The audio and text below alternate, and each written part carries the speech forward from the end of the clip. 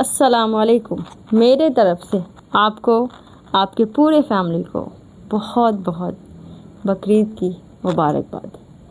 کیا نا کہ بقرعید نا قربانی کا دن ہے اور بہت سے رشتوں میں ہمیں قربانیاں دینا پڑتا ہے۔ ایون ہم لوگ کو اللہ کے راہ میں بھی بہت سی قربانیاں دینا پڑتا ہے۔ دین کے راستے پہ چلنے کے لیے بھی ہمیں بہت سی قربانیاں دینا ہوتا ہے۔ زندگی اتنا ایزی نہیں ہوتا۔